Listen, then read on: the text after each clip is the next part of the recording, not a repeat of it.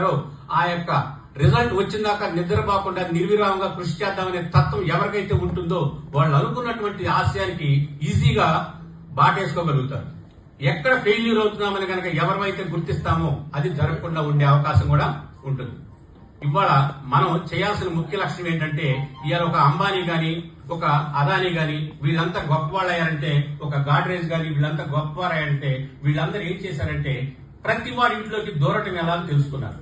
అంటే ఇవాళ ఒక గాడ్రేజ్ లాక్కుని తీసుకున్నాం, అన్ని రూముల్లో ఉంటాయి, ఏమన్నా రైట్? ప్రతి రూమ్ లో ఉంటాయి. ఎందుకుంటాయి? వాడి మేకింగ్ దాని మీద సిస్టమ్ పెట్టాడు. అట్లాగే ఒక అదాన్ని తీసుకుందాం, వాళ్ళు కూడాను వాళ్ళ ప్రొడక్ట్లన్నీ మనకు అన్ని రకాలుగా ఉపయోగపడటానికి ప్లాన్ చేస్తున్నారు. ఒక టాటాని తీసుకోండి, వీళ్ళు కూడా వీళ్ళ ప్రొడక్ట్లని పెంచుకున్నారు, నంబర్ ఆఫ్ ప్రొడక్ట్స్ ని ఒక దాని మీద స్టిక్ అని కాలేదు. అట్లాగే మనం కూడా లైఫ్ లో రాణించాలంటే ఒక్కటే వ్యవస్థ ఒకటే పెట్టుకుంటా కూర్చుంటే ఏమీ రాణించలేం. అందుకే నంబర్ ఆఫ్ యావిగేషన్స్ పికప్ చేసుకోండి, చేసుకున్న వాటిని ఖచ్చితమైనటువంటి ఆశయంతో ముందుకు తీసుకెళ్ళండి. ఇవాళ చిన్న చిన్న స్టూడియోలు పెట్టుకున్న వాళ్ళు చాలా గొప్పవాళ్ళు అవడానికి రీజన్ ఏంటో చెప్పనా? వీళ్ళు ఇవాళ ఒక ఇన్స్పిరేషన్ తో స్టార్ట్ చేస్తారు. అక్కడ కరెక్ట్ గా కనుక అవగాహన పెంచుకుంటే వాళ్ళు ఆటోమేటిక్ గా ఒక ఉన్నతమైనటువంటి ఆశయంగా ఆలోచనతో ముందుకెళ్లి వాళ్ళ ఊరికే కాదు వాళ్ళ దేశానికి గర్వకారణంగా తయారయ్యే అవకాశం ముఖ్యంగా ఉంటుందని మనస్ఫూర్తిగా కోరుకొని చెప్తున్నాను. వ్యక్తి యొక్క గొప్పతనం తను చేసే చేష్టలను బట్టి ఆధారపడుతుంది. తను గనక ఒక సమర్థమైనటువంటి వ్యక్తిత్వంతో గనక ముందుకెళ్లి, ఒక వ్యక్తికి ఉన్నటువంటి పవర్ 8 గంటలు అనుకుంటాం మనం, కానీ అదే వ్యక్తి 10 మంది మీద డిపెండ్ అయితే 80 గంటలు అవుతుంది. అదే వ్యక్తి 100 మీద డిపెండ్ అయితే 100 మంది మీద డిపెండ్ అయితే 800 గంటలు అవుతుంది.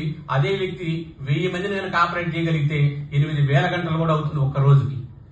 సో ఈ విధంగా మనం పైకి వస్తే మనల్ని ఎప్పుడూ ఆపలేము. మనం మన ఊర్లో ఉన్నతమైన స్టేజ్కి వెళ్లాలన్నా చేయాలన్నా ఇలాంటి తత్వంతో పికప్ చేసుకోవాలి మన యాటిట్యూడ్. ఆటోమేట్ అప్పుడు అంతకుముందు మనకి ఒక క్రికెట్ ని తీసుకున్నాం ఫర్ ఎగ్జాంపుల్. అంతకుముందు భారత టీంలో ఎవడన్నా సెలెక్ట్ అయితే 100 మందికి, మనకు 100 కోట్ల మంది ఉన్నాం, 10 కోట్ల మందికి ఒక్కడు సెలెక్ట్ అయ్యేవాడు. ఇవాళ ఎప్పుడైతే ఐపీఎల్ లాంటిది వచ్చిందో ఆటోమేటిక్ గా 10 రకాల జట్లు ఏర్పడినాయి. 10 రకాల జట్లు ఏర్పడటం వల్ల ఏమైపోయింది? 100 మంది సెలెక్ట్ అయ్యే అవకాశం వచ్చింది. అంతకుముందు 10 మంది నుంచి అవేర్నెస్ మారింది. అట్లాగే సినిమాలు, అంతకుముందు ఒక లింగలింగం అంటూ 9 హీరోలే వాళ్ళ గురించే హిస్టరీలుగా చెప్పుకుంటా కూర్చున్నాం. ఇవాళ అట్లా కాదు, ఓటీటీలు వచ్చినాయి. ఈ ఓటీటీల వలన ఏమైందంటే అవేర్నెస్ వచ్చింది.